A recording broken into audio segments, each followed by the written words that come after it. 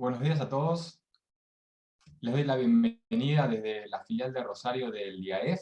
Hoy estamos organizando un evento con el economista Carlos Segiaro.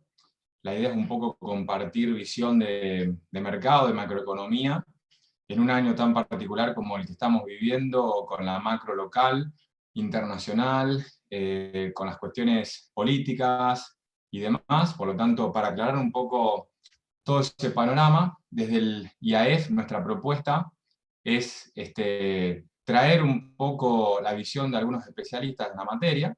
Así que bueno, hoy contamos con la visión de Carlos y sin más quitarles tiempo al expositor. Previo a eso, le doy lugar a Guillermo Sidotti para que nos cuente un poco las capacitaciones que brinda el IAEF y así después darle lugar a Carlos para que exponga su presentación. Muchas gracias. Bueno, Mauro, muchas gracias. Gracias por darnos estos minutitos. Como es habitual en las actividades del IAEF, nos tomamos unos minutitos para contarles toda nuestra propuesta de formación. El IAEF tiene, además de cursos de capacitación, tanto online como en estos momentos, por razones obvias, con aulas remotas virtuales de distinta temática, tiene un programa de certificaciones financieras internacionales. Bueno, Mauro forma parte del cuerpo docente y bueno, si Dios quiere, próximamente se va a transformar en un experto internacional en finanzas, así que eso nos pone muy, muy contentos. Y dentro del programa tenemos diferentes niveles. Tenemos un nivel inicial que se llama asesor financiero certificado, y luego tenemos el nivel de experto internacional en finanzas, que es el Certified International Investment Analyst. Son todas formaciones con estándar internacional, con reconocimiento por los reguladores de mercado en los distintos continentes, muy fuertemente en Europa, son certificaciones de origen europeo. Y bueno, la idea es invitarlos a todos aquellos que quieran sumarse, que quieran formarse. Ustedes saben que el IAEF es una institución federal, así que tenemos sede tanto en Rosario, que con el apoyo acá de Mauro y su equipo estamos haciendo estas actividades, más otras que vendrán, Córdoba, Mendoza, NOA, etc. Así que toda nuestra propuesta está disponible y los invitamos a sumarse, que nos contacten a través de la página, y en particular este jueves tenemos una charla informativa sobre el programa de asesor financiero certificado a las 17 horas. Así que los invitamos a todos a que se sumen y que se formen en finanzas con estándar internacional. Y último comentario, todos nuestros programas otorgan idoneidad frente al regulador argentino. Como les dije, tienen reconocimiento tanto en Argentina como en el exterior, así que es una muy buena propuesta para, además de formarse, obtener ese reconocimiento, y para aquellos que puedan estar pensando en hacer una experiencia internacional, no tengan dudas que les va a sumar y mucho. Así que sin más, y con tu permiso, Carlos, yo lo dejaría, Mauro, lo dejaría a Carlos para que bueno, comience con lo importante que es su charla. Les mando un fuerte abrazo a todos y los esperamos. Bueno, gracias, Guille. Buenísimo lo que nos comentás. Así que, bueno, los escuchamos a Carlos nomás. Bienvenido, Maxi, ahí se suma al equipo de Rosario en el IAEF. ¿Cómo andás, Maxi?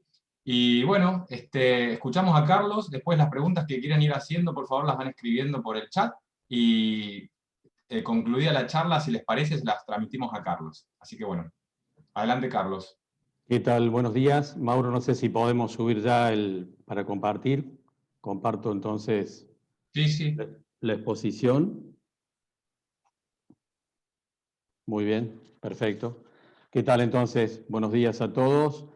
Tal como lo expresa el título, la exposición va a estar planteada en términos de las perspectivas de la economía argentina y oportunidades y amenazas para el colectivo en general de las pymes. Está claro que estamos parados en un nivel de incertidumbre que es importante, y no solo desde el punto de vista económico. Y por supuesto que no tenemos la bola de cristal para interpretar todo lo que va a ocurrir. Sin embargo, creemos que podemos interpretar el comportamiento probable de una serie de variables macroeconómicas de cara a los próximos meses, que pueden ser de utilidad para la toma de decisiones de buena parte de los empresarios, pymes, digamos, en este contexto de incertidumbre, y eso es lo que vamos a tratar de desarrollar en estos minutos que tenemos. Vamos a comenzar con un análisis de la situación internacional en relación a los precios de los commodities, a lo que estamos viendo en Chicago, que obviamente son cosas que impactan de manera relevante sobre el funcionamiento de la economía argentina, y después vamos a pasar a mirar el desempeño probable de una batería de variables, como qué esperamos de la cotización del dólar, qué pensamos que va a pasar con las tasas de interés, con la presión impositiva, con la inflación, con el nivel de actividad económica, que son ese combo de elementos que ciertamente son importantes al momento de tomar decisiones desde el punto de vista de nuestras empresas. Y vamos a hacer algunas consideraciones también sectoriales en relación a lo que suponemos que puede ocurrir en el escenario futuro. Bueno, planteado esto entonces, empezamos a mirar la situación de las variables internacionales. Y tal vez el punto más relevante para mirar esto sea iniciar con esta frase. Desde febrero del 2020 hasta abril pasado, la cantidad de dólares en el mundo aumentó un 360%. Esto no es solo emisión de parte de la Reserva Federal de los Estados Unidos, sino también la multiplicación del dinero a nivel bancario. Pero lo importante es que esta cifra expresa algo inédito en la historia del capitalismo, en realidad, algo inédito. Y es una lectura fuerte para interpretar todos los elementos de lo que está pasando, no solo en el sistema financiero internacional, sino también en relación a los mercados como los commodities. ¿Por qué? Porque en realidad esta lectura de este párrafo que tenemos aquí nos conduce a dos elementos explicativos fuertes. El primero, que hay una liquidez inmensa, inmensa, sin precedentes a nivel internacional. Y que esa liquidez inmensa está acompañada, obviamente, en los países desarrollados por tasas de interés en el sistema financiero cercanas al 0%. Inmensa liquidez con tasas de interés cercanas a cero generan un combo donde en realidad la mayor parte de los inversores privados, institucionales, fondos comunes de inversión, etcétera, tienen que buscar refugio en activos para enfrentar este escenario de inmensa liquidez. Y esta es una pieza clave para entender lo que pasa con las acciones en la Bolsa de Nueva York, por ejemplo, o en cualquiera de otros mercados a lo largo de los últimos meses, donde hemos visto cómo las cotizaciones de las acciones van subiendo en una relación que no está del todo vinculada con la lectura de los balances de las empresas. No digamos un divorcio evidente, sino en realidad un proceso de despegue que afecta a todos los mercados en realidad, no solamente a las bolsas del mundo, sino también a los mercados donde están los bitcoins, por ejemplo. Y lo que más nos interesa en este proceso es que ese impacto de esa inmensa liquidez a nivel internacional, con tasas de interés cercanas a cero, afecta desde hace meses y desde mediados del año pasado los procesos, como decíamos, de las bolsas en el mundo, también mercados como los bitcoins y, por supuesto, los mercados de materias primas y básicamente el comportamiento de los precios de los commodities. Este gráfico que estamos mirando acá es el índice CRB, es un índice de precios que se calcula en Londres todos los días desde hace más de 60 años y que mide el comportamiento promedio de más de 30 commodities a nivel internacional. Es decir, aquí están incluidos los precios de Chicago, que tanto referenciamos nosotros para granos, harinas y aceites, pero en este combo también están los metales, también está el petróleo, también está el oro, etc. De tal manera que acá hay un punto importante para mirar la lectura que tenemos de lo que está ocurriendo en estos mercados, porque en realidad no solamente hay una mirada sobre los precios de Chicago para granos, harinas y aceites, que miramos desde la Argentina con mucha satisfacción, obviamente, en términos de cómo han evolucionado los precios de los granos en los últimos meses, sino que también lo que hay que decir acá es que todos los mercados de commodities a nivel internacional tienen un componente especulativo en los precios. Todos los precios de los commodities, lo voy a repetir, todos los precios de los commodities a nivel internacional tienen un componente especulativo. Y este no es un tema menor. No es un tema menor porque alguien puede decir, bueno, Carlos, pero en realidad el precio de la soja en Chicago o el precio de maíz tienen fundamentos muy buenos porque la demanda del sudeste asiático ha sido muy firme en los últimos meses, los niveles de stock son muy bajos y entonces cualquier incertidumbre climática como la que ha acontecido el mes pasado y hasta aquí con respecto al clima en los Estados Unidos termina generando un impacto sobre los precios. Y esos son fundamentos reales sobre lo que está pasando en los mercados internacionales, sobre granos, harinas y aceites. Todo eso es cierto, todo eso es cierto. Pero el precio del hierro también subió a nivel internacional casi un 100% en el último año. Y ahí no hay ningún problema climático, de si llovió o no llovió en algún lugar del mundo. Cuando miramos el comportamiento promedio de todos los commodities a nivel internacional, granos, harinas y aceites, pero también metales, petróleo, oro, etcétera, vemos un proceso de aceleración de los precios, más allá obviamente de cuestiones climáticas. Y vemos a los fondos comunes de inversión sobrecomprados en general en casi todos los productos. Hay datos casi puntuales para mirar las reflexiones de cómo la aceleración de los precios de los commodities a nivel internacional han sorprendido a lo largo de los últimos meses, no solamente desde la Argentina, sino en general en distintos países del mundo. Dos clientes que tengo en algunos de los sectores industriales que tienen vinculación con importaciones desde China, me comentaron el último mes por separado que por primera vez en 10 años los proveedores chinos de piezas y partes le habían cambiado el precio que había estado pactado para un producto que tenía contenido de hierro, digamos, y que nunca habían encontrado desde el lado chino un planteo de este tipo en 10 años de relación comercial. Esto quiere decir entonces que la aceleración de los precios de los commodities, que está planteada a nivel general, global, en todo el mundo, y no solamente para los granos, harinas y aceites en Chicago, está planteando un escenario donde hay que mirar también algunos temas en términos de advertencia, porque decimos, todos los precios de los commodities a nivel global tienen un componente especulativo. Más allá de que los fundamentos, particularmente para los productos que nos interesan más desde la Argentina, como es el tema de granos, harinas y aceites, que es nuestra base de exportación, más allá de que todos esos productos tienen ciertamente un fundamento positivo para todo el año. Pero cuidado, fundamento positivo en términos de precios, pero con una importante volatilidad.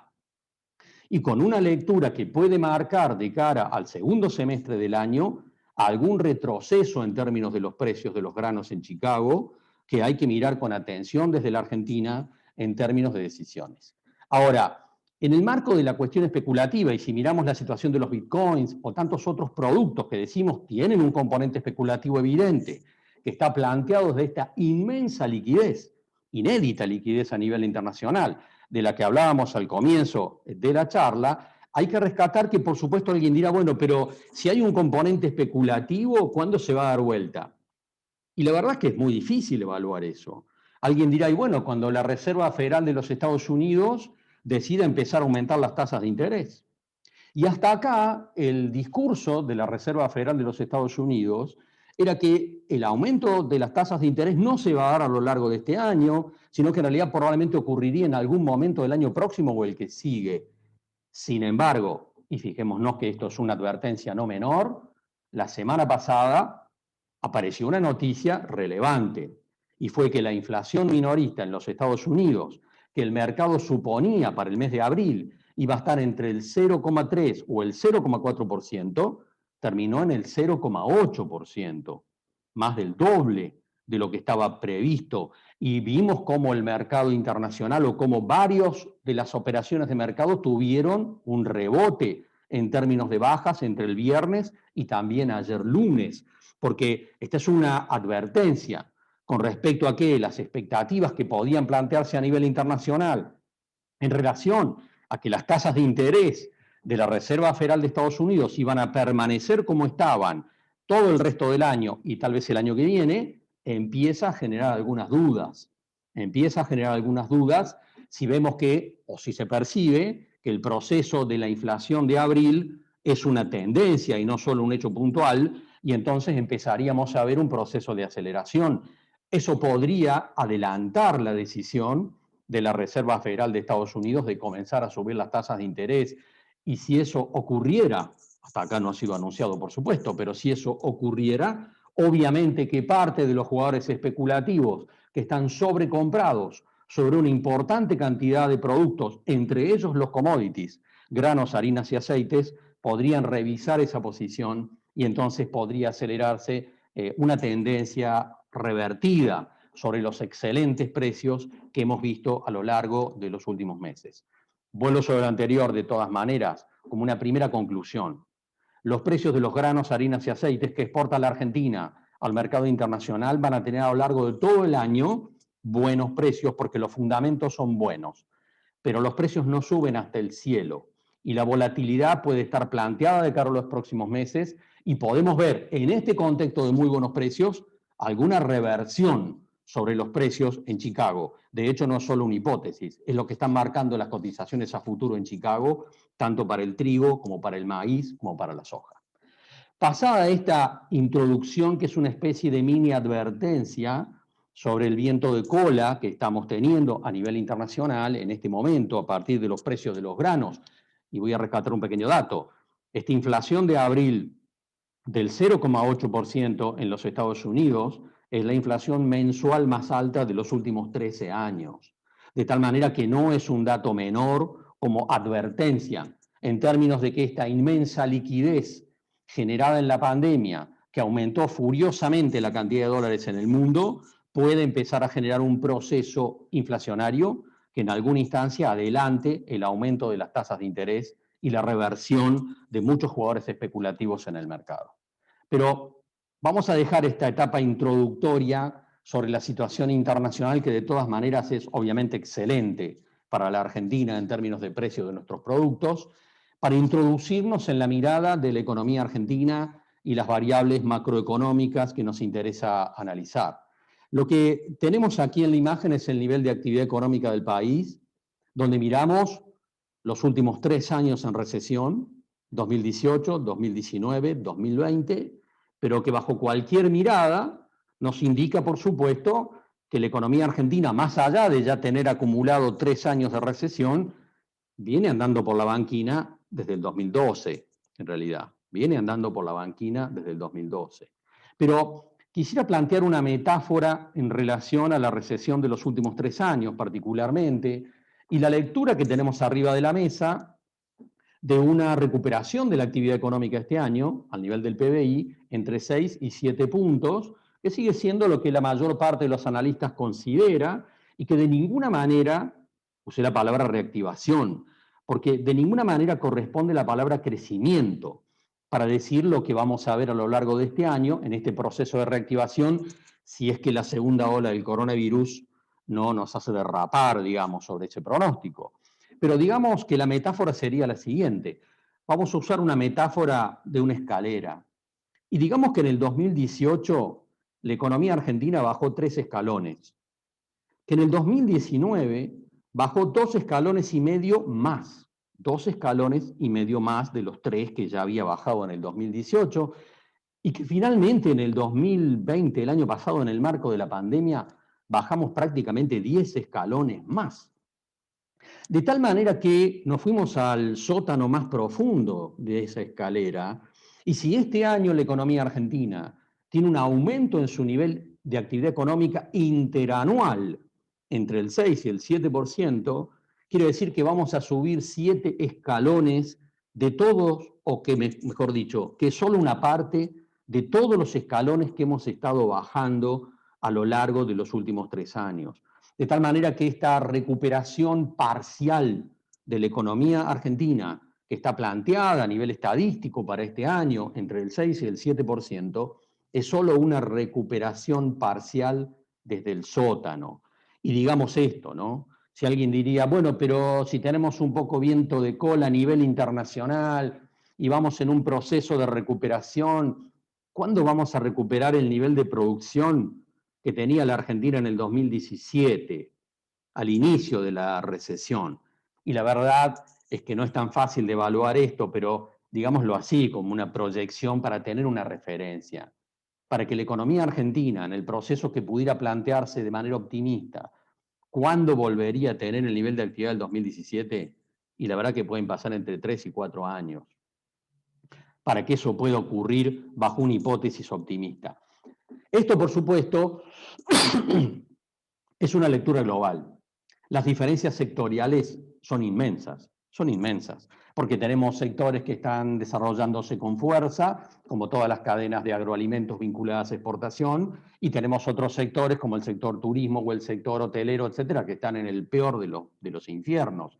De tal manera que, como siempre, y corresponde que sea así, el análisis del nivel de actividad económica refleja una lectura general en términos de promedio, no la lectura particular. Y la verdad es que cuando miramos las diferencias sectoriales, encontramos diferencias inmensas, que a su vez, desde lo sectorial, se traducen en lo que hace a las regiones, porque algunas regiones vinculadas con el sector agrícola, por ejemplo, en el interior de la provincia de Santa Fe, en el interior de la provincia de Córdoba, en el interior de la provincia de Buenos Aires, están pasando por un escenario bastante bueno, porque ciertamente los márgenes de rentabilidad agrícola son excepcionales, como vamos a ver en un instante.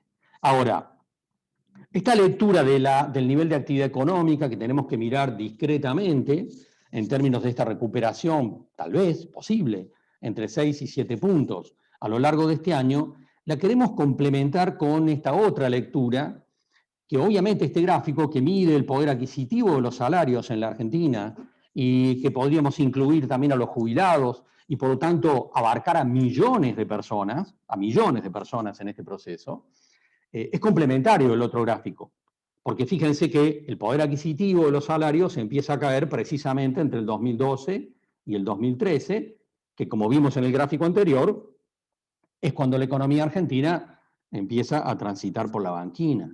Ahora, ¿qué es lo que nos interesa de esta imagen? La lectura de que en términos promedios podríamos decir que en los últimos años el poder adquisitivo de asalariados y jubilados, es decir, segmentos donde estamos involucrando a millones de personas, la caída del poder adquisitivo, este es un índice, ¿no es cierto?, este gráfico, en realidad está en torno al 30%, en términos reales. Hablar de una caída del poder adquisitivo en torno al 30% en los últimos años es una cifra, hay que decirlo así, inmensa. Y esto es importante para remitirnos a qué? Al comportamiento de determinados mercados dentro del escenario interno de la economía argentina. ¿Por qué? Porque este es un dato de carácter estructural que no se va a modificar rápidamente. Y está explicando por qué, por ejemplo, desde hace tiempo está aumentando el consumo de arroz, está aumentando el consumo de polenta, está aumentando el consumo de fideos y sigue reduciéndose el consumo de carne vacuna per cápita por año. Esto no es una casualidad, es parte evidentemente de un cambio en la composición del consumo en la Argentina, en distintos segmentos, porque tiene que ver precisamente con este gráfico. Y la lectura es importante porque hace a la visión de cómo organizar negocios. Y lo voy a citar como un ejemplo. Nosotros le armamos un proyecto de inversión hace 2 meses a un grupo de productores de la ciudad de Río Cuarto, productores agropecuarios, para armar una planta de molienda seca de maíz, una planta de polentas. Y estos productores van a armar su planta para comercializar polentas en el mercado interno y tal vez algo para exportar. Y cuando hicimos el análisis de mercado, nos encontramos, por supuesto, con el cambio estructural del cual estamos hablando. ¿Por qué? Porque el consumo de polenta en la Argentina, hace 6 o 7 años atrás, tenía en el mercado interno un comportamiento estacional evidente. Se consumía polenta en invierno. La mirada de los últimos años en el análisis nos muestra claramente que el consumo de polenta en la Argentina en los últimos 3 o 4 años se ha estabilizado. Se consume polenta también en enero. Y esto tiene que ver con este gráfico.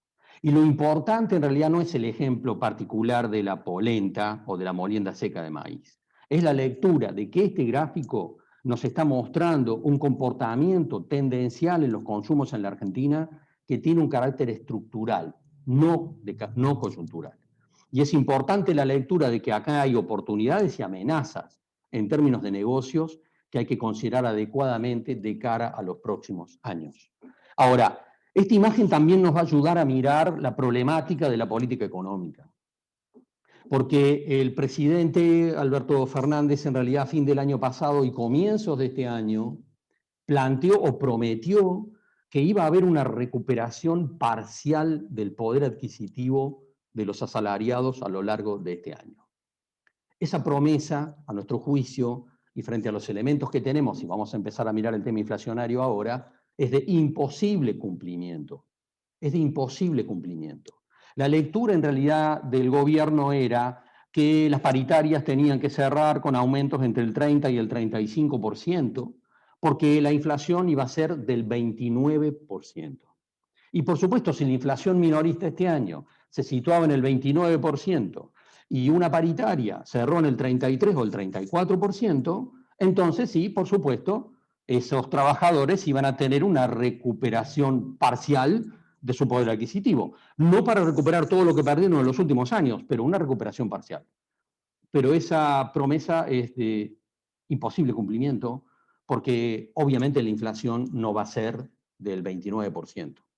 La verdad es que es llamativo que el gobierno haya puesto arriba de la mesa ese objetivo inflacionario, a veces en economía decimos un objetivo heroico, porque en realidad era imposible poder cumplir con esa pauta inflacionaria.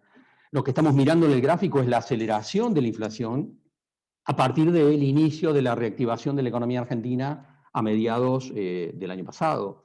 La inflación minorista tiene acumulado en los primeros 4 meses del año una inflación del 17,6%, según la opinión del INDEC. Para que se pudiera cumplir a fin de año el pronóstico del 29%, todos los meses que siguen, de aquí hasta fin de año, tendrían que tener una pauta inflacionaria menor al 1,5% mensual. Por supuesto que eso no va a ocurrir. Por supuesto que eso no va a ocurrir. El pronóstico de inflación que nosotros tenemos expresa a nivel bien grosero que la inflación se va a situar con seguridad por encima del 40%, con seguridad por encima del 40%, y en algún espacio intermedio entre el 40 y el 50%. Ahora, esto por supuesto nos lleva a otras consideraciones vinculadas con la cartera de inversiones, que vamos a charlar en un rato, porque las tasas de interés, mientras tanto, para un plazo fijo, obviamente continúan situándose claramente por debajo de esa pauta inflacionaria, pero además de esto, también expresan la lectura de cómo el gobierno argentino, frente a la imposibilidad de poder cumplir ese planteo, empieza a asumir más medidas en términos intervencionistas, más medidas en términos de controles de precios, más medidas en términos, como sabemos desde ayer a la tarde, también de frenar algunas exportaciones, como es el caso de la carne vacuna. Coincidimos en una lectura, sí, con la visión oficial, y que hasta el Fondo Monetario ha reconocido ahora, de que la inflación es un fenómeno multicausal. No es solo un fenómeno monetario, sino que es un fenómeno multicausal. Y que hay un conjunto, una batería de factores que explican el proceso inflacionario. Donde, por supuesto, también juega algún rol los precios internacionales en alza que hemos tenido en estos últimos meses, que han jugado un rol sobre la estructura de costos de muchos sectores empresarios. Pero por supuesto que esa no es la única consideración. El gobierno argentino ha planteado y sigue planteando que un factor importante en la explicación del proceso inflacionario es la actitud poco solidaria, llamémosle así, de sectores oligopólicos o monopólicos. Más allá de que eso sea cierto o no, nuestra visión, nuestra lectura es que una pieza fundamental para analizar la inflación en este momento en la Argentina tiene que ver con la conducta de miles de empresas, incluyendo segmentos importantes de sectores pymes, que en el 2020, en el marco de la pandemia, resignaron márgenes de rentabilidad y comenzaron en los últimos meses un proceso para intentar recuperar parcialmente esos márgenes de rentabilidad. Y esto involucra a miles y miles de empresas pymes también en todo el territorio argentino.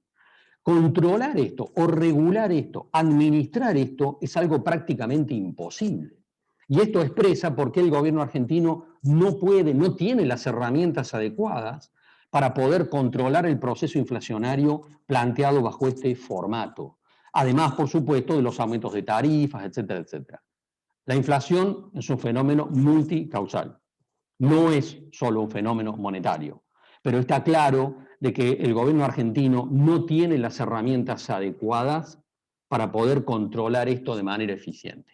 Y entonces empieza a tomar medidas, como la que vimos ayer con el tema de la carne vacuna, que empiezan a generar también hostilidad, también reacciones de parte de los sectores empresarios. Y ese proceso es tan complejo en realidad, que realmente es de imposible cumplimiento. Voy a ir sobre un ejemplo concreto, que es el del sector lácteo.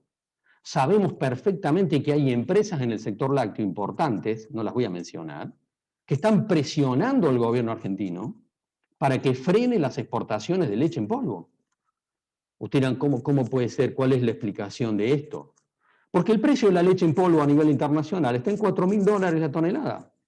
También la leche en polvo, como el resto de los commodities, fue subiendo de precio de una manera que no se podía esperar. El precio, llamémosle razonable, promedio, de la leche en polvo a nivel internacional está en los $3.000 la tonelada.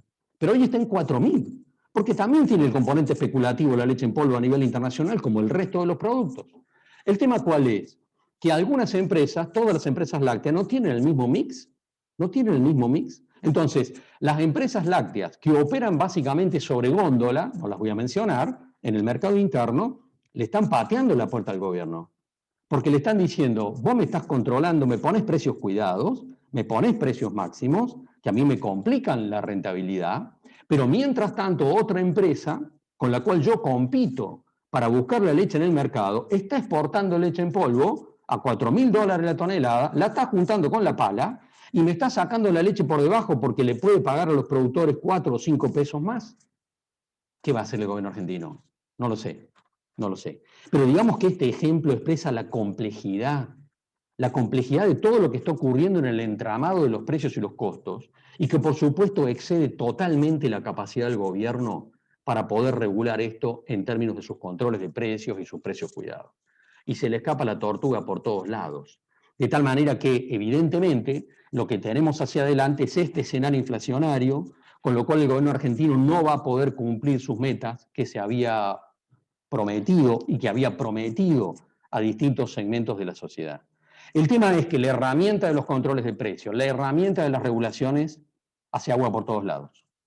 Sabemos que los precios cuidados en muchos segmentos supermercadistas empresarios del interior no se cumple de ninguna manera, lo sabemos perfectamente, digamos, en los segmentos de supermercados del interior del país, entre tantas otras cosas que es imposible controlar, imposible regular. Y eso lo lleva al gobierno argentino a ponerle más fichas a otra herramienta del control inflacionario, como es pisar la cotización del dólar. Acá, en realidad, hay un cambio de actitud del gobierno argentino con respecto a lo que había sido su marco de decisiones en el año pasado, porque el año pasado la posición del ministro Guzmán, la posición del presidente del Banco Central, eran que el dólar en el mercado oficial de cambios iba a moverse en sintonía, más o menos de manera mensual, en sintonía con la inflación. Y de hecho eso fue lo que hicieron para mantener el tipo de cambio real estable. Pero en febrero de este año, el ministro Guzmán y el presidente del Banco Central anunciaron que la pauta devaluatoria en el mercado oficial de cambios para este año iba a ser del 25%. En realidad, el argumento era que seguían diciendo lo mismo, porque Guzmán decía, bueno, como la inflación va a ser del 29%, vamos a devaluar el 25%, son 4 puntos, es más o menos lo mismo. Pero no es así, porque la inflación no va a ser del 29%, va a estar por lo menos situada en el 40% bajo los cálculos del propio INDEC. Entonces lo que tenemos es un proceso a través del cual todos los meses el dólar en el mercado oficial de cambios va subiendo por debajo de la inflación oficial que publica el propio gobierno. Y es lo que tenemos en esta tabla. En febrero, cuando se hizo el anuncio, el dólar mayorista aumentó el 2,8% contra el 3,6% de la inflación anunciada. En marzo el dólar subió 2,4% contra una inflación del 4%. Y en abril el dólar mayorista subió el 1,7% contra una inflación del 4,1%. Esta es la foto y es la película. Lo que vamos a ver a lo largo de los próximos meses es la continuidad de esta imagen que vemos en la tabla. Y vamos a ver entonces cómo el dólar en el mercado oficial de cambio a nivel mayorista va a seguir subiendo durante los próximos meses, siempre un poco por debajo de la inflación mensual. Alguien dirá entonces vamos a un atraso cambiario evidente de cara a los próximos meses. Vamos a ver eso en un gráfico inmediatamente, pero en realidad yo pienso que si pudiéramos estar mano a mano con el ministro Guzmán y le dijéramos, vos siempre fuiste partidario de que no hay que generar atraso cambiario, de que hay que tener competitividad, y mirá desde febrero lo que estás haciendo, estás yendo por una política de relativo atraso cambiario, estás contradiciendo tu discurso del año pasado y el discurso del gobierno de que hay que tener un tipo de cambio competitivo. Y pienso que si tuviéramos un mano a mano con el ministro Guzmán, él nos diría, bueno, en realidad estamos frente a las elecciones, tenemos que cuidar esto, hubo presiones, hubo que ceder, pero en realidad después que pasen las elecciones no es tan grave lo que estamos haciendo, estamos perdiendo algunos puntos de competitividad, no es un atraso cambiario descomunal el que estamos planteando, y después de octubre-noviembre vamos a iniciar un proceso de recuperación parcial del tipo de cambio, invirtiendo esta imagen que tenemos aquí, y para abril-mayo del año que viene vamos a tener el mismo tipo de cambio que teníamos a comienzo de año y acá no pasó nada. Y yo entiendo que probablemente Guzmán piense eso y crea que es lo que va a hacer, pero también es cierto que la experiencia histórica en la Argentina nos muestra que cada vez que empezamos con un proceso de este tipo, no es tan fácil después salir. No es tan fácil después salir y darse vuelta en ese proceso. Pero quiero precisamente poner números de lo que está pasando en el interior de la Argentina y particularmente en la región pampeana, que nos va a servir para tener una mirada de cómo expresar la situación de determinados negocios, ¿no? Lo que tenemos en esta imagen es una tabla donde vemos el precio de la soja en Chicago, promedio, el dólar, ya vamos a ver en qué sentido, y las retenciones a las exportaciones, mirando la situación desde Dualde hasta la situación actual con Alberto Fernández. Y por supuesto que en ese punto, digamos, vemos los precios, cómo se movieron los precios de la soja en Chicago a lo largo promedio de todo este último tiempo, no puntualmente de un día, las retenciones a las exportaciones, pero me quiero detener en la columna del dólar. Me quiero detener particularmente en la columna del dólar. Estamos poniendo hoy 94 pesos por dólar, la cotización del mercado mayorista. Los precios que están arriba son los valores del dólar en cada uno de esos periodos trasladados al momento actual. Trasladados al momento actual. Si miramos lo de Macri, 2016-2017, en realidad el dólar mayorista en Macri 2016-2017 estaba en 16 pesos, y muchos de ustedes recuerdan. Estaba en 16 pesos. 16 pesos del 2016-2017. Trasladado a hoy, el dólar mayorista de Macri del 2016-2017 sería un dólar de 63 pesos. Y el dólar de Cristina Fernández, que terminó en realidad en el 2015, si ustedes recuerdan, en 9 pesos con 50, en el último mes de gestión de Cristina Fernández, y trasladamos en realidad todo ese promedio, nos daría un dólar más o menos entre 50 y 56 pesos, contra el dólar mayorista en este momento de 94. Lo de Cristina, segundo mandato, y lo de Macri en sus primeros 2 años de gestión, eso sí era atraso cambiario. Eso sí era atraso cambiario. Lo que tenemos hoy, mirándolo en esta imagen, no puede ser considerado atraso cambiario si lo miramos en esa relación. Estamos aún mirando un dólar competitivo. Ustedes miran, sí, pero en la imagen de recién pusiste claramente que la decisión del gobierno argentino y del Banco Central es ir moviendo en los próximos meses el dólar por debajo de la inflación. Quiere decir que vamos a ir en el camino de ir hacia esa otra situación. Bueno, vamos a tirar un número que no lo hemos puesto en la imagen, pero que sería el siguiente. El Banco Central y el ministro Guzmán han prometido que el dólar mayorista para fin de año va a estar en 102 pesos. Y yo creo que pueden cumplirlo, que tienen las herramientas para cumplir esa decisión.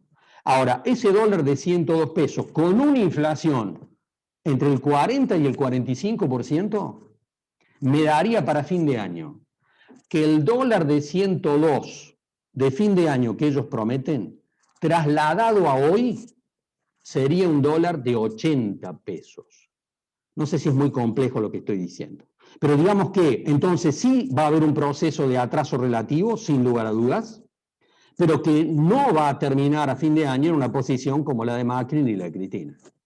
En realidad va a situarse todavía por encima y por eso, en realidad, la posición del ministro Guzmán se entiende desde esta lógica y que él, si le estuviéramos recriminando que va por este tipo de decisiones, nos diría no es para tanto.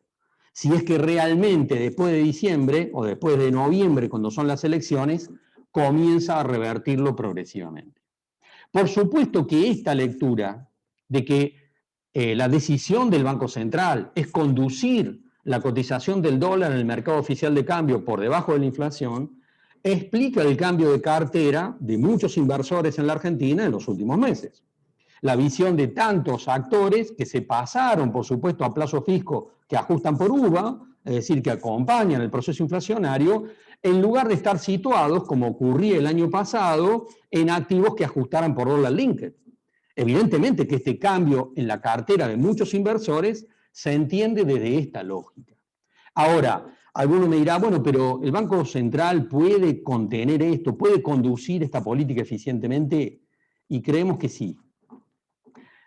La tabla que mostramos recién la podemos revisar en este gráfico, que muestra el tipo de cambio real bilateral. Este es un índice que tiene como base el 2015, y fíjense, el primer circulito, el primer óvalo en realidad al comienzo del gráfico, es el tipo de cambio real del mes de diciembre del 2015, el último mes de Kicillof como ministro de Cristina. Eso era atraso cambiario, claramente, ¿no es cierto?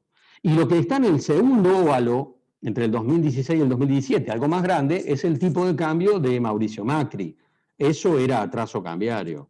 Después tenemos los golpes devaluatorios, por supuesto, que ocurrieron entre el 2018 y el 2019, y el gráfico nos muestra al final la situación actual, donde volvemos a ratificar. No hay atraso cambiario en este momento mirado en el marco de este gráfico, digamos. Más allá de que sea un concepto tan relativo, el concepto de atraso cambiario. Pero digamos que efectivamente hoy no tenemos atraso cambiario y efectivamente vemos, como ustedes pueden percibir en el gráfico, que el gráfico va con una tendencia hacia abajo, que es lo que estamos viendo desde febrero y que vamos a seguir viendo sin lugar a dudas de cara a los próximos meses. Ahora, nuestra lectura en este punto es que el Banco Central tiene las herramientas, pensemos que ya ha comprado más de 5.000 millones de dólares desde el comienzo del año en el mercado, que tiene amordazado, es que el Banco Central tiene todas las herramientas para conducir esta política cambiaria de aquí hasta fin de año, no solamente en el circuito oficial, sino también en los segmentos bursátiles, porque tiene herramientas para operar en el contado con liquidación, en el MEP, de tal manera de armar este esquema y mantenerlo bajo control. Lo único que no va a tener bajo control, por supuesto, es el dólar blue, que está fuera de su ámbito de control y donde esperamos o suponemos que efectivamente en el marco que nos acerquemos un poco más a las elecciones y empiece a plantearse la incertidumbre que siempre queda planteada meses antes de una elección, muy probablemente la brecha que estamos mirando hoy tienda a acelerarse. Es posible que sí. Ahora, quiero hacer una consideración sobre esta tabla, porque además hay algunos componentes en esta tabla, o mejor dicho, en lo que está ocurriendo con el sector agrícola en la región pampeana particularmente, sobre la cual hay que sumar algunos elementos más. ¿Por qué? Porque la rentabilidad o el margen bruto agrícola el año pasado ya fue importante.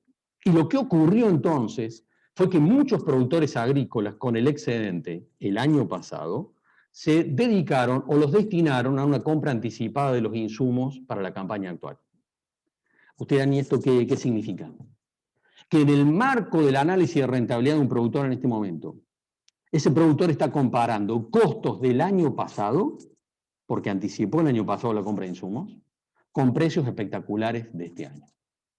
¿Usted ni a dónde quiere decir con esto?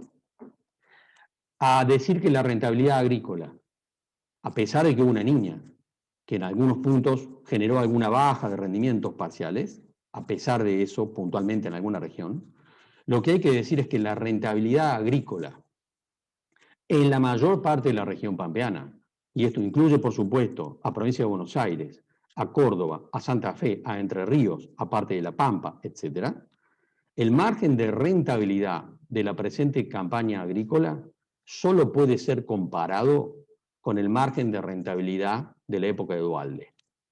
Es decir, ¿por qué digo de la época de Duhalde? Porque el margen de rentabilidad agrícola en el año 2002-2003 fue el más alto de la historia de la República Argentina. Y estamos en este momento observando un margen de rentabilidad agrícola en la mayor parte de la región pampeana espectacular. Usted, Ani, ¿esto qué lectura tiene? Muchas lecturas. Muchas lecturas. Porque en realidad, ¿a dónde va a ir esa rentabilidad? ¿A dónde se va a traducir? ¿Se va a traducir en una reactivación del mercado inmobiliario? Es probable. ¿Se va a traducir en una reactivación de compras de otros equipamientos y demás insumos y maquinaria agrícola? Es probable, aunque en realidad el sector de maquinaria agrícola está sobrevendido ferozmente ya de cara a los próximos meses, desde hace meses para atrás. Pero está claro que esa liquidez inmensa, inmensa liquidez, que genera la altísima rentabilidad agrícola de toda la región pampeana en esta campaña agrícola, para algún lado tiene que ir. Para algún lado tiene que ir. Y obviamente va a reactivar mercados y va a generar oportunidades de negocios en algunos otros sectores. Yo soy director del Banco de Córdoba. Y en realidad desde el banco estamos analizando una propuesta para los productores cordobeses en términos de equipamiento de equipos de riego, con algunas líneas, pensando en complementar una línea del banco con la liquidez de los productores. Y estamos haciendo acuerdos con empresas proveedoras de equipamiento para impulsar eso desde el propio gobierno. Es un ejemplo de tantos otros. Pero lo importante es que acá se van a presentar ciertamente oportunidades. Oportunidades porque esta liquidez impresionante para algún lado tiene que ir. Para algún lado tiene que ir. Y va a ir para diversos lugares, obviamente, en parte al mercado inmobiliario, en parte a acelerar los procesos de compra de insumos. De hecho, por supuesto, también están repactándose todos los alquileres de los campos y los valores de los alquileres de los campos van a ir para arriba. Es decir, acá hay un montón de cosas que no solamente son de interés del sector agrícola, sino que en realidad son de interés de todos los actores empresarios que tienen vinculaciones en términos de servicios, en términos de provisiones, con el sector agrícola. Ahora, fíjense que yo dije agrícola y no agropecuario. Dije agrícola y no agropecuario. Porque la rentabilidad agrícola espectacular que estamos mirando en esta campaña no expresa la situación de un productor lácteo, ni expresa la situación de un productor porcino, ni expresa la situación de un productor ganadero, mucho menos si tiene un feedlot. Porque esos sectores, obviamente, que operan básicamente para el mercado interno, se encuentran con que su estructura de costos ha presionado fuertemente, y más todavía, que los aumentos de precios que hemos visto. Ahora, vuelvo sobre lo anterior, esto nos arma un combo sobre las oportunidades de negocios y también sobre la lectura de las amenazas, porque mientras vemos cómo el sector agrícola está frente a un margen de rentabilidad inmenso, vemos en las cuencas lácteas, en Trenquelauquen, en Villa María, en Rafaela, en Santa Fe, cómo siguen desapareciendo productores lácteos, que no pueden sobrevivir frente al escasísimo margen de rentabilidad que tienen. Una situación compleja, que vale la pena mirar también en términos de cuál es el escenario de negocios sobre los cuales nos queremos plantear. Pero yo quisiera avanzar ahora sobre una lectura no tan de coyuntura, sino que expresa una visión también más de mediano y largo plazo. Porque es muy común que en la Argentina un segmento empresario o un segmento de la sociedad piense que el país es imprevisible. Tantas veces me toca escuchar gente que me dice, no, acá no sabemos lo que va a pasar después de 15 días. La Argentina es imprevisible, un país donde nadie sabe para dónde salen las balas. Y yo creo que no es tan así, Y en este punto quisiera plantear qué visión tenemos sobre la estructura de precios relativos de cara a los próximos años en la Argentina. Porque tenemos una lectura de previsibilidad de lo que creemos que puede ocurrir en términos de precios relativos. Y parte de eso tiene que ver con esta explicación. Este es el acuerdo que alcanzó el gobierno argentino con los bonistas privados sobre los compromisos de pago de la deuda, donde, como ustedes ven, hay pocos pagos hasta el 2024-2025 y luego los pagos se aceleran de una manera muy importante. Lo que está negociando el gobierno argentino con el Fondo Monetario Internacional es más o menos lo mismo. Es compromisos de pagos muy escasos de aquí hasta el 2024-2025 y una aceleración muy importante de los pagos a partir del 2025, si es que se va por un acuerdo de facilidades ampliadas a 10 años. ¿Esto qué quiere decir? Que los compromisos de pago de deuda del gobierno argentino a partir del 2024-2025 son infernales. Y por supuesto que va a requerir volver al mercado de capitales, porque si no es imposible cumplir con esto. Pero lo que me importa rescatar con esto es otra lectura. La lectura de que la Argentina va a tener un dólar competitivo durante los próximos años, sea quien sea el que gobierne y sea quien sea el ministro de Economía. Porque sea cual sea el acuerdo que podamos alcanzar en términos de cómo cumplir los compromisos de pago de deuda, lo que está claro es que la Argentina, de cara a los próximos años y en lo que resta de esta década, tiene que generar muchísimas divisas genuinas para poder cumplir cualquier arreglo de compromiso de pago de deuda. Y esas divisas genuinas van a surgir del comercio exterior. Y por lo tanto la Argentina tiene que tener un balance comercial positivo durante los próximos años. Y eso se consigue indefectiblemente con un tipo de cambio competitivo. O sea que la Argentina va a tener un dólar alto durante los próximos años. Más alto, menos alto, pero un dólar competitivo. Y quiero rescatar esto en esta lectura de los ciclos de la economía argentina. Porque tenemos ciclos más allá de los ciclos internacionales. Y quiero rescatar dos variables. Tipo de cambio y tasas de interés. Este ciclo tiene muchas décadas. M. de Oz, Martínez de Oz, la dictadura militar. Apertura económica, tipo de cambio atrasado, la gente más grande recordará la famosa tablita de Martínez de Oz, tipo de cambio atrasado, y tasas de interés positivas, altas. Fuerte rentabilidad financiera. Golpe a los sectores productivos. Eso termina obviamente en un proceso de endeudamiento que finalmente genera un colapso. La década siguiente, década del 80, hay que enfrentar los pagos de deuda. ¿Cómo se hace eso? Con un tipo de cambio alto, y con tasas de interés negativas frente a la inflación. Esa es la caracterización de la década del 80. La combinación de tasas de interés negativas con un tipo de cambio alto obviamente cambia el eje de los sectores en términos de rentabilidad. Le da rentabilidad a los sectores productivos y no tanto a las áreas de servicio y por supuesto descomprime la bicicleta financiera de alguna manera. Después tenemos Menem y Cavallo, década del 90, la convertibilidad. De nuevo, apertura económica, fuerte apertura económica, tipo de cambio atrasado, sobre todo en la segunda mitad de la década, y tasas de interés fuertemente positivas. Bicicleta financiera, rentabilidad financiera, sectores productivos golpeados, endeudamiento y colapso.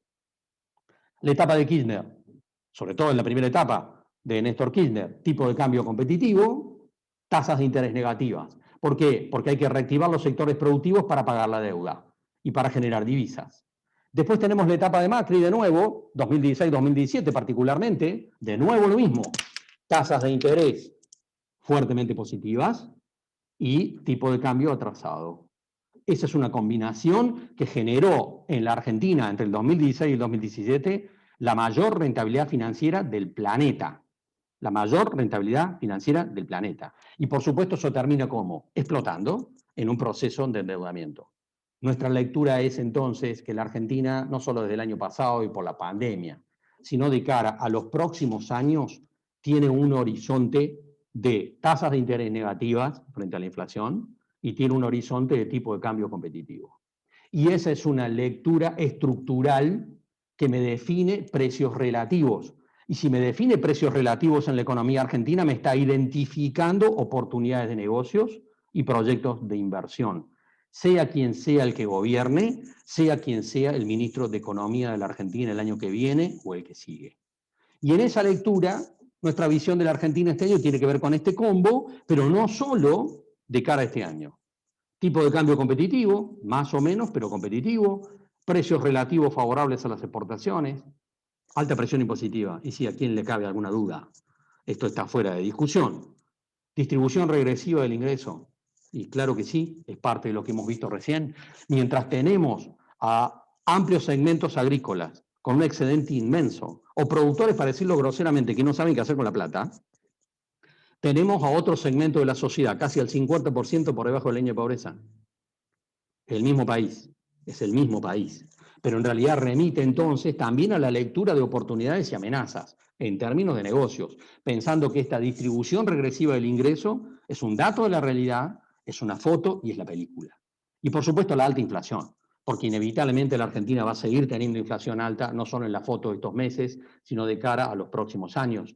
Y tasas de interés negativas en pesos. En muchos casos, tasas pasivas por supuesto que sí, y tasas activas también, con algunas líneas de crédito que están dando vuelta que son más que atractivas. Nosotros particularmente, desde nuestra estructura profesional, venimos acompañando en estos meses a grupos empresarios que han tomado parte de las líneas de créditos para inversión productiva al 25% a tasa fija a 5 años con un año de gracia. Esas tasas estaban en el mercado y estaban disponibles. A ver, que me presten al 25% a tasa fija a 5 años con un año de gracia contra una inflación del 45-50% es lo más parecido a que me la regalen, puede ser.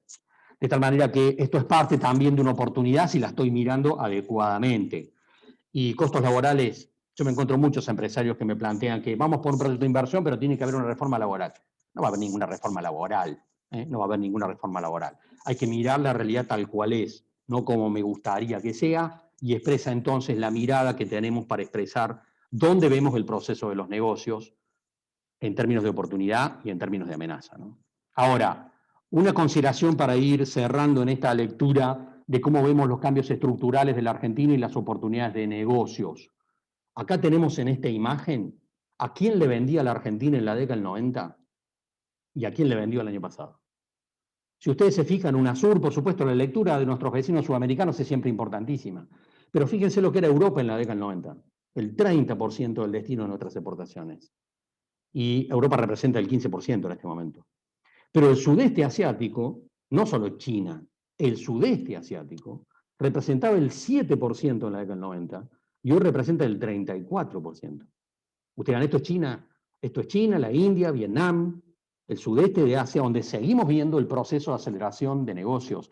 Y en este punto vemos también el proceso de las oportunidades. Estamos haciendo un plan estratégico en Metam, en Salta, y estamos reuniendo ahí a grupos de productores para avanzar junto con exportadores en un proceso de ampliar la cantidad de hectáreas de productos como el mungo, de productos como el azuki, que son destinados al sudeste asiático. Son sojas especiales. Oportunidad inmensa de un mercado que sigue creciendo. Y alguien dirá, sí, pero ¿cuál es la retención a la exportación del azuki y del mungo? 0%, 0%, porque son productos regionales. Y además, ¿será controlado por exportación porque es parte de la mesa de los argentinos? Obviamente que no. De tal manera que en todo este entramado complejo del funcionamiento de la economía argentina, aún con mecanismos de intervención, tenemos oportunidades interesantes para mirar en términos de negocios. Y la lectura de este gráfico y la lectura del rol del sudeste asiático como eje o destino de una parte importante de nuestro comercio exterior es una película para mirar con muchísima atención y que tiene múltiples ejemplos. Por ejemplo, este, que todos conocen, ¿no es cierto? ¿A quién le exporta carne vacuna a la Argentina? Bueno, fíjense lo que dice el gráfico, ¿no es cierto? Yo cuando me encuentro con alguien que me dice que la Argentina le exporta carne vacuna a Europa, y digo, el que me está diciendo eso es un arqueólogo, es un arqueólogo. Está claro que el presente y el futuro de las exportaciones de carne vacuna de la Argentina están en el sudeste de Asia, no solamente en China. Y este gráfico vale para una gran cantidad de productos donde tenemos que mirar nuestras estrategias de negocios de cara también a los próximos años para quienes están subidos en las cadenas de agroalimentos que pueden tener destino de exportación. Y quiero cerrar con estas consideraciones, ¿no es cierto? Porque dijimos hace un rato, la Argentina no es tan imprevisible. La Argentina no es tan imprevisible. Sobre todo si miramos la estructura de precios relativos. Y tenemos una señal de estructura de precios relativos de cara al escenario futuro. Y si la tenemos, quiere decir que tenemos una lectura de las rentabilidades sectoriales. Y si tenemos eso, tenemos dónde están las señales de inversión. Y creemos que esto vale la pena mirarlo con atención, porque la Argentina sigue siendo obviamente un país donde hay oportunidades de negocio muy importantes, a pesar de todo el combo complejo de problemas que tenemos y que seguiremos teniendo. Y en ese punto, una última consideración para cerrar con respecto a la situación de la sociedad post-pandemia que me parece interesante rescatar. Más trabajo a distancia, cierre de oficinas, cambio en el sistema de contratación de personal. Yo mencioné que soy director del Banco de Córdoba.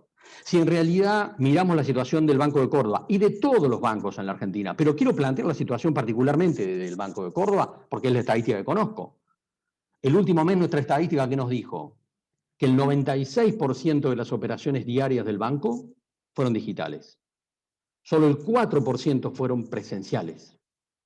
Y esto vale para todos los bancos. Y el banco nuestro, como todos los demás bancos, 96% de operaciones digitales, solo 4% de operaciones diarias presenciales, con todas las sucursales abiertas. Con todas las sucursales abiertas. Esta es una realidad nueva que llegó para quedarse, obviamente, y que hay que mirar con atención. Y yo digo en este proceso, además de cambio, y lo digo a veces irónicamente, pero lo hablo con empresarios y les digo, si ustedes en diciembre reciben un cheque físico en sus manos, lo que están recibiendo es una pieza de museo. Porque la forma en que avanza el ICHEC es impresionante y está planteando también un cambio cultural fuertísimo, como está planteado el cambio cultural vinculado con los circuitos comerciales. Y lo quiero situar también en un ejemplo puntual. Estamos acompañando un grupo de productores de la localidad de Hernando, en Córdoba, que van a faenar carne vacuna en Río Cuarto. Le estamos armando una planta de desposte en Hernando y una estructura de distribución con frío en la ciudad de Córdoba. Ustedes dirán, ¿qué van a hacer esos productores? Van a vender carne vacuna despostada, obviamente, a domicilio por un sistema de delivery. Y ustedes me dirán, ¿cuánto Fernet con coca se tomaron esos productores? No, esto ya está ocurriendo en Rosario, está ocurriendo también en Córdoba, está ocurriendo también, obviamente, en Capital Federal y el Gran Buenos Aires. Un proceso que nadie podía predecir que podía plantearse 2 o 3 años atrás y que está planteado, obviamente, desde el cambio cultural de los propios consumidores.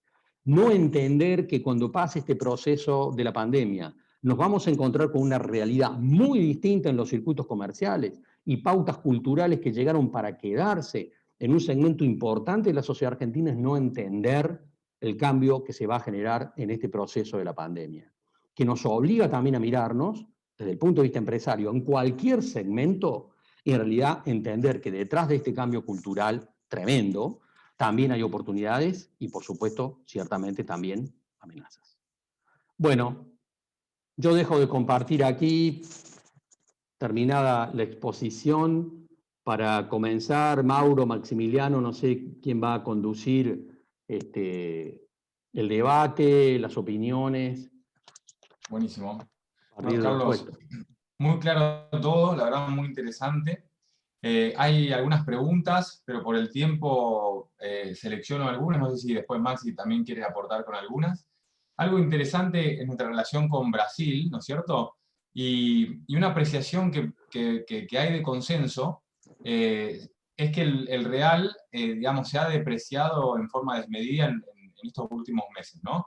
Producto, digamos, de política monetaria de este país, movimiento de la tasa Selic, digamos, hacia abajo, quizás en forma muy abrupta, ¿no? Y algunas otras cuestiones hacen pensar de que por ahí el real está, de alguna manera, muy depreciado, si se quiere. Se han visto entradas de capital hace, digamos, en estas últimas semanas. Por lo tanto, la pregunta puntual es la siguiente. Si el real se acomoda hacia donde quizás debería ir, ¿no? Por ahí algunos economistas dicen debajo de 5, en 4,50 quizás podría llegar a estar. Eso, ¿cómo, digamos, si lo tenés pensado, si lo tenés estudiado, cómo pensás que puede repercutir en nosotros? Creería yo que el hecho vendría siendo como una depreciación de nuestra moneda sin tener que hacerlo nosotros, ¿no? Porque en términos relativos se estaría depreciando nuestra moneda, ¿no? Entonces, un poco, ¿coincidís con esa visión y qué opinión tenés al respecto? Sí, coincido con esa visión. Más allá, por supuesto, del nivel de incertidumbre que está planteado en el funcionamiento de la economía brasilera, ¿no es cierto? Donde no solamente hay un escenario complicado desde lo económico, sino también desde lo político y lo social, que tiene que ver con todo lo que está pasando en Latinoamérica. Pero mi lectura con respecto al intercambio comercial, particularmente a la relación bilateral comercial entre Argentina y Brasil, yo te diría que mi lectura es que lo que prevalece en la relación comercial entre los dos países, o la variable más importante para mirar, no es la relación cambiaria, sino el nivel de actividad económica de cada uno de los países. Es decir, si Brasil está en un proceso de crecimiento y de reactivación, es un gran comprador de nuestros productos y nos vende menos, porque destina más a su mercado interno. Yo siempre he visto, no digo porque no me pongo, nunca me he puesto a hacer trabajos econométricos, la verdad que le tengo fobia, pero en realidad cuando he mirado trabajos de especialistas que han analizado el proceso de intercambio comercial entre los dos países, la verdad es que siempre la relación comercial, la variable más importante para mirar es el nivel de actividad económica de los dos, más que la variación cambiaria, ¿no? Ahora, coincido con la lectura de que ver esta película, si no hay problemas institucionales en Brasil o más complicaciones sociales que puedan generar algún elemento de desestabilización, creo que vamos a ir a una situación donde efectivamente la variable cambiaria nos puede beneficiar parcialmente en estos meses. Pero sigo pensando que lo más importante para mirar es el nivel de actividad económica, ¿no? Y la verdad es que ahí había una lectura, hace unos meses atrás, más positiva con respecto a la reactivación de Brasil, que se ha ido descomprimiendo en estos meses porque la actividad económica brasilera no se está reactivando en base a las expectativas que se habían planteado meses atrás, ¿no? Y esa no es una buena noticia. Totalmente. Bien, otra pregunta que nos hacen llegar, un poco, viste, el dólar es un tema candente siempre, y bueno, dado el escenario que tenemos político en este año y un poco lo que estuviste comentando, que quizás el gobierno tendría las herramientas como para mantener digamos, el tipo de cambio oficial quizás en un sendero de tranquilidad, la pregunta que nos hace acá el espectador es la siguiente, ¿no? El desarme de, digamos, las ventas, digamos, del sector agro en estos meses alimenta, digamos, la compra del Banco Central, que es conocido ya de que está vendiendo bonos, por lo tanto planchando la brecha, y de alguna manera está calmando esa situación. Si el gobierno puede mantener el tipo de cambio oficial tranquilo, la pregunta es, ¿va a poder sostener quizás en estos días, en estos meses que vengan, terminada la cosecha gruesa, cuando se le liquide el poder de fuego de compra de reservas, y si no hay algún acuerdo inminente con el Club de París, FMI y demás, la tranquilidad en la brecha cambiaria y todo lo que eso conlleva? No sé, digamos, ¿qué opinión tenés al respecto? Mi impresión es que tienen las herramientas para sostener la política cambiaria a nivel oficial, controlar los tipos de cambio oficiales y también los bursátiles, ¿no? Como vos decís, están expresados desde la política del Banco Central con respecto a la compra y venta de bonos. Creo que tienen las herramientas para hacerlo, porque además creo que efectivamente vamos en una posición donde el gobierno argentino va a negociar con el Fondo Monetario y el Club de París en base a una pauta razonable, y está recibiendo, por supuesto, además de los precios internacionales, también el regalito, digamos, de los derechos especiales de giro. Sabemos que la semana pasada, en las reuniones que tuvo el presidente Alberto Fernández con algunos presidentes europeos, no solamente se habló del acuerdo con el Club de París, sino también que el gobierno argentino tiene la expectativa de que algunos gobiernos amigos, dentro del marco europeo, le presten algunos de los derechos especiales de giro que no van a utilizar esos países. Con lo cual, esta es una expectativa que efectivamente el gobierno tiene, lo cual fortalecería todavía más las reservas, más allá del debate interno dentro del gobierno de para qué se van a usar los derechos especiales de giro. Creo que efectivamente va a haber acuerdo con el Fondo Monetario, creo que sí, creo que va a haber acuerdo con el Club de París, y por lo tanto el gobierno argentino va a mirar esto con una relativa tranquilidad, de cara por lo menos a lo que resta del año, ¿no? El único que no va a poder controlar en este punto es el blue. Ahí, Maxi, no sé si querés desmutearte, te pregunto también vos en tu rol de, estamos en este mundillo financiero, ¿no? Con la respuesta que nos da Carlos, de alguna manera, si vamos por ese sendero de acuerdo con el Club de París, acuerdo con el FMI, supongamos que lo están pateando, pero que se dé, y esto que me comenta, que la verdad que me sorprende, yo no lo sabía, digamos, esta posibilidad de que algunos otros países nos presten estos derechos de giro. Eso, de alguna manera, como que favorece el equity argentino, ¿no? No sé qué opinan al respecto ambos. Ayer se vio un poco en movimiento, Cresut subió bastante, Adeco Agro, las acciones de Galicia quizás parece que se está despertando. Mirándolo desde el punto de vista financiero, quizás bursátil, que estamos en pisos, ¿puede haber alguna oportunidad ahí? Bueno, Ya, fíjate, sí, pero yo, sí, Maximiliano, Carlos. quiero rescatar un pequeño comentario de lo que pasó el viernes, ¿no es cierto? Porque el viernes pasado se cayeron todas las bolsas en el mundo. Cuando se conoció el dato de que la tasa de inflación en Estados Unidos estaba por arriba de lo esperado, prácticamente la única bolsa en el mundo que subió fueron las acciones argentinas. Lo cual Sí. refleja que efectivamente la lectura que se hace a nivel internacional de la gira del presidente es una lectura de que finalmente va a haber acuerdo con el Fondo Monetario y el Club de París, ¿no? Esa es la lectura que se traduce del comportamiento de las acciones y los bonos argentinos entre el viernes y ayer lunes, ¿no? Sí. Sí, Maxi, totalmente. Lo que vemos en renta variable básicamente es una suba, a mi entender, por el momento meramente especulativa de cara a posibles noticias y acuerdos. Yo creo que de largo plazo todavía no tenemos un contexto macroeconómico como para tomar una decisión de hacerse de posiciones largas en equity argentino, pero sí también es sano y es bueno ver rebote en los bonos, ¿no? En la renta fija argentina, tanto para la ley argentina como para la ley extranjera, de los últimos 10 días, obviamente una suba muy leve en comparación a los precios que teníamos ridículamente altos el año pasado, previo al canje, pero sí es una señal positiva. Yo creo que tomaría posición en equity argentino, repito, de manera especulativa, de cara primero a posibles acuerdos con el Club de París, con el FMI y con otras alianzas internacionales, y en segundo lugar, de cara a lo que son las elecciones de este año. Por el momento tomaría posición meramente especulativa en equities argentinos, sobre todo en el sector bancario, que tiene precios nominales ridículamente bajos en dólares.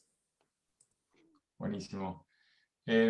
Maxi, no sé si tenés alguna pregunta que te surja particularmente a vos o de algún allegado tuyo, alguna cosa a aclarar con respecto a lo que haya mencionado Carlos. No, de mi lado, clarísimo todo, Carlos, como siempre. La verdad que un lujo tenerte por lo claro que sos y lo preciso que sos en la información. Me llegan elogios, muchos elogios para Carlos por privado. La verdad que es muy bueno explicando, Carlos. Así que de mi lado le agradezco mucho la presencia de todo el equipo de IAF y bueno, y al nuevo equipo de IAF Rosario, ¿no? Tanto Gabriela, que se puso al hombro toda la organización, como Augusto, que está allá en Córdoba, y Guillermo. Y bueno, gracias a vos, Mauro, también, obviamente. No, por favor, también mencionar a Ivana, Ivana también también, perdón. participante del grupo acá de Rosario. Estamos a todo pulmón tratando de impulsar la filial acá, así que Carlos, muy agradecido por tu exposición, muy, muy clara como siempre, nos deja un poco de optimismo, si se quiere, y algunos puntos como para seguir, así que desde ya muy agradecidos, esperemos contar con vos en alguna oportunidad más adelante. Así que bueno, para no robar más tiempo el resto de la audiencia, si les parece, doy por finalizada la charla. Y bueno, muchas gracias a todos los que asistieron también. Chao, buenos días. Hasta luego. Buenos días.